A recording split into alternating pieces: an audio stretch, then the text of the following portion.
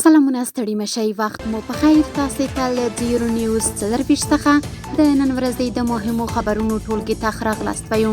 نن دوشنبه د 1404 هجري لمریز کال د کاپ 11 چې د 2024 زیږدیز کال د مارچ له 2 سره برابره ده. تاسې ته له ډیورنډ نیوز 24 څخه د هیواد مهم خبرونه وړاندې کوم، خو په سر کې د مهمو خبرونو سرټکي. د متقي او عراق چې ټلیفوني خبرې د اسلامي امارت بهرنیو چارو وزیر له خپل ایراني سیال سره خبرو کې پر ایران د اسرائیلو او امریکا برید غندلی. د پاکستان پر پوځي تاسیساتو بریدونه. دفاع وزارت د پاکستان په یو شمېر پوځي تاسیساتو بریدونه کړي دي. او د افغانستان لپاره د برټانیې ځانګړي استازي او د ریاست الوزرا مقام د دفتر عمومي مشر د ویډیو کانفرنس له لارې خبرې کړي دي. اوس هم بشپړ خبرونه. د اسلامي امارت بهرنیو چارو وزیر له خپل ایراني سیال سره خبرو کې پر ایران د اسرائیلو او امریکا برید غندلی. د اسلامي امارت بهرنیو چارو وزیر امیر خان متقي او ایراني سیال یې سید عباس عراقچي د ټلیفوني خبرو پر مهال د سیمې د وروستیو تحولاتو او روان وضعیت په اړه خبرې کړې دي. بهرنیو چارو وزارت ویلي چې متقي د وروستیو تحولاتو په اړه ژوره اندېښنه څرګنده کړې او پر ایران یې د امریکا او اسرائیل برید د غندنې ترڅنګ د یاد هیواد مشر په نښه کېدو له امله د ایران دولت او ولس سره خواخوږي ښودلې ده. د ایران بهرنیو چارو وزیر د افغانستان له لوري د خواخوږۍ او دریځ نیولو څخه د مننې ترڅنګ د روان یرغل او د ایران د متقابلو اقداماتو په اړه یې د خپل هیواد لیدلوری وړاندې کړی. د غرض متقي زیاته کړې چې اسلامي امارت د هیوادونو ملي حاکمیت، ځمکنۍ بشپړتیا او سرحدي حریم ته درناوی اړین ګڼي او د دغو اصولو نقض د منل شویو نړیوالو اصولو خلاف بولي. نوموړي د تاوتریخوالي د سمدستي درولو او د کړکېچ د سوله ییز حل لپاره د ډیپلوماټیکو لارو چارو کارولو پر اړتیا ټینګار کړی. د افغانستان لپاره د برټانیې ځانګړي استازي او د ریاست الوزرا مقام د دفتر عمومي مشر د ویډیو کانفرنس له لارې خبرې کړې دي.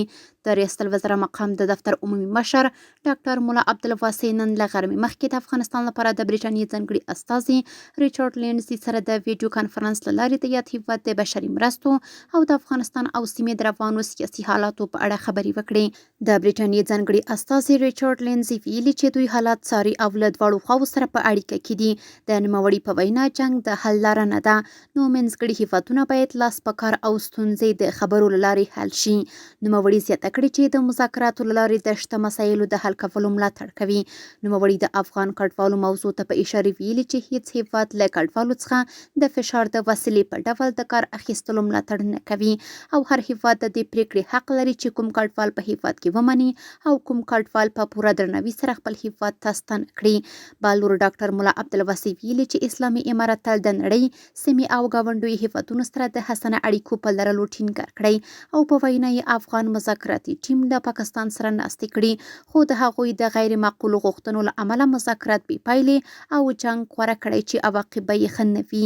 نوموړي غوره ګڼلې چې مسایل او ستونزې د خبرو له لارې حل شي، خو په وینا یې اوس په پاکستاني لوري پورې اړه لري چې مذاکراتو او که جنګ ته لومړیتوب ورکوي. نوموړي زیاته کړې چې پاکستان د خپلو داخلي ستونزو د حلولو پر ځای په مکرر ډول افغانانو ته ستونزې جوړوي، په افغانستان کې په ملکي وګړو بمباري کوي او اسلامي امارت د خپلو خلکو د دفاع او ساتنې حق لري.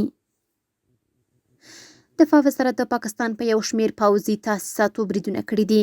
ملي دفاع وزارت ویلي چې د یاد وزارت هوایي ځواکونو نن ورځ یو ځل بیا د پاکستان راولپنډۍ، نورخان اډه، بلوچستان کوټه 12 نمبر قل اردو، خیبر پختونخوا مهمندو ایجنسي، خویسو کمپ او غلني پوځي قرارګاو باندې چې مهم پوځي تاسیسات او مراکز دي هوایي بریدونه کړي چې په هدف لګېدلي او زیات زیان یې اړولی دی.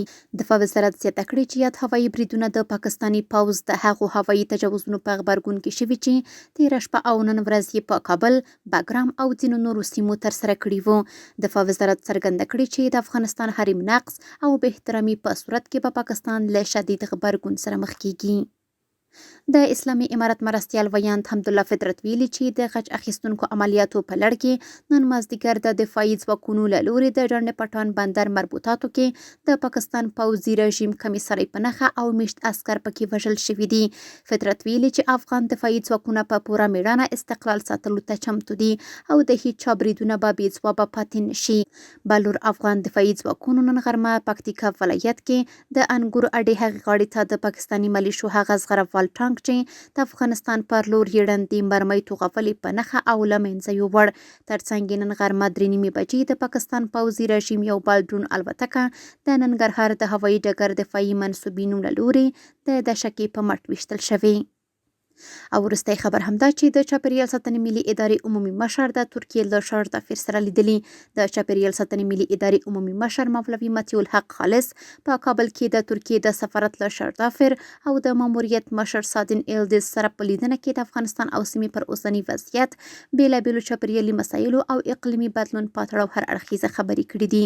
د چاپیریال ساتنې ملي ادارې عمومي مشر د ظرفیت لوړونې نړیوالو چاپیریالي پروژو کې د افغانستان د ونډې له اقلیمي بدلون سره د سازښت او مبارزې، د ځنګلونو او وحشي ژوو د ساتنې، په چاپیریالي برخو کې د نوې ټکنالوژۍ او تجهیزاتو، نړیوالو چاپیریالي کنفرانسونو او همداراز په سیمه ییزو غونډو کې د افغان پلاوي ګډون لپاره د ترکیې همکاري اړینه بللې. نوموړي د ترکیې له سفیر غوښتي چې په ترکیه کې د COP 11 نړیوال کنفرانس کې د افغانانو لپاره د ګډون زمینه مساعده کړي. خالص ټینګار کړی چې چاپیریالي مسایل باید سیاسي نشي او باید له سیاست څخه جلا شي. په کابل کې د ترکیې سفارت شاردافیر په خپلو خبرو کې ویلي چې د چاپیریال ساتنې په برخه کې نړیوال د افغانستان ډیر پوروړي دي، ځکه افغانستان د اقلیمي بدلون د ناوړه اغیزو څخه ډیر زیانمن هیواد دی او پرمختللي هیوادونه باید خپل مسؤلیتونه په سمه توګه ترسره کړي. نوموړي د غرض ویلي چې چمتو دی په یاده برخه کې خپلې تجربې له افغانانو سره شریکې کړي. کورني خبرونه هم دومره و. د بهرنیو او سپورتي خبرونو لپاره زموږ پاڼې وڅارئ په خپل رسنیو باندې فیسبوک، انسټاګرام، ایکس یا پخوانی ټویټر، یوټیوب او ټیک ټاک زموږ خبرونې خوښې او موږ تعقیب کړئ. ادرس یې 0 نیوز 24 تر سبانۍ خبرونې د الله پامان.